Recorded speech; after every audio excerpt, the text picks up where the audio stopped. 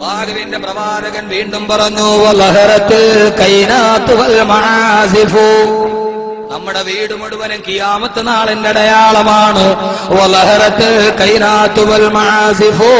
ഒറ്റ വാക്കിൽ 21-ാം നൂറ്റാണ്ടിന്റെ 2011 1400 വർഷം മുമ്പ് റസൂലുള്ള പറഞ്ഞ ഈ ഹദീസിന്റെ അർത്ഥം ഒറ്റ വാക്കിൽ 2011 പറഞ്ഞാൽ റിയാലിറ്റി ഷോകൾ അധികരിക്കുന്ന കാലം വന്നാൽ, റിയാലിറ്റി ഷോകൾ അധികരിക്കുന്ന കാലം വന്നാൽ, സംഗീത ഉപകരണങ്ങൾ വല്ലാതെ വർദ്ധിച്ചു വരുന്ന കാലം വന്നാൽ, അല്ലാഹുവിന്റെ റസൂല് പറഞ്ഞു, ഫന്തലിരിസാ,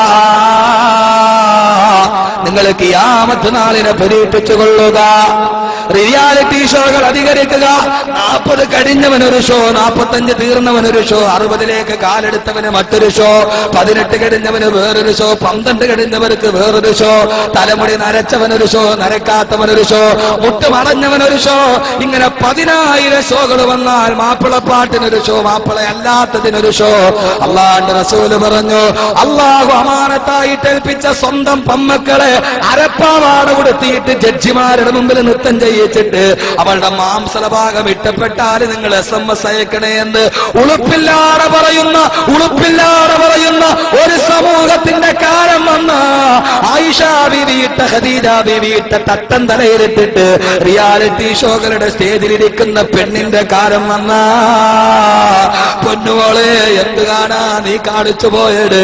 ആയിഷ ബീവിയിട്ട ഹിജാബല്ലേ, ഖദീജയിട്ട ഹിജാബല്ലേ, ഫാത്തിമയിട്ട പർദയല്ലേ, ബഹുമാനപ്പെട്ട മൈമൂന ബീവി ഇട്ടിരുന്ന ഹിജാബല്ലേ, ആ ഹിജാബിട്ട് മദീനത്തിന്റെ മണ്ണിലൂടെ നടന്നതല്ലേ? അതേ ഹിജാബ് വിട്ടിട്ട് ഐഡിയ സ്റ്റാർ സിംഗറിന്റെ ബാൽക്കണിയിൽ കയറിയിരിക്കുന്ന പെണ്ണിന്റെ കാലം വന്ന ഒരു ഉടുപ്പുമില്ലാതെ പെൺമക്കൾക്ക് SMS ചോദിക്കുന്ന രക്ഷകർത്താക്ക്, എന്തിനാ പൊന്നു രക്ഷകർത്താക്കളെ സ്വന്തം മക്കളെ വിട്ടിട്ട് വേണോ 40 ലക്ഷത്തിന്റെ ഫ്ലാറ്റിൽ കിടക്കാൻ? അങ്ങനെ ഒരു സൗകര്യം നമുക്ക് എന്തിനാ? ചെറ്റക്കുടിൽ ജീവിച്ചാലും അള്ളാഹുവിന്റെ സ്വർഗത്തിലോട്ട് കൈപിടിച്ചു പോകുന്ന പൊന്നുമക്കൾ വേണ്ടേ? അള്ളാഹുവിന്റെ റസൂല് പറഞ്ഞു, ഭാഷ കടുത്തു പോയാൽ നിങ്ങൾക്കാർക്കും ഒരു പ്രശ്നവും തോന്നരുത്. ചില ആളുകളൊക്കെ ഇതിപ്പോ ഹലാലാണെന്നുള്ള രീതിയിലാണ് ചെയ്യുന്നത്. അത് പട്ടുറുമാരാണെങ്കിൽ കുഴപ്പമില്ല, മാപ്പിളപ്പാട്ടല്ലേ. ഏത് മാപ്പിളപ്പാട്ടാപങ്ങള്, ഏത് പട്ടുറുമാലാപങ്ങള്. അല്ലാഹുവിന്റെ റസൂല് പറഞ്ഞു, വാദ്യോപകരണങ്ങൾ വർദ്ധിച്ചു കഴിഞ്ഞാ പന്തലിരിസാ, പെണ്ണുങ്ങള് കഥാപ്രസംഗം പറയുന്ന കാലം വന്ന, പെണ്ണുങ്ങള് നാടകത്തിനിറങ്ങുന്ന കാലം വന്ന, കഥാപ്രസംഗം ഇന്ന് സ്ത്രീകളിൽ സുലഭമാ, പരിശുദ്ധ ദീനിനു വന്ന ഗുരുതര രോഗമാ. കഥയും നബി യൂസുഫ് സുലൈഖ ബന്ധമാ, അത് യുവതിയായാൽ പിന്നെ സീറ്റും അസാധ്യമാ. കഥ ബീവി ആസൂറായുമായാൽ പിന്നെ തികച്ചും ഹലാലെന്നുള്ള മട്ടും തന്നെ.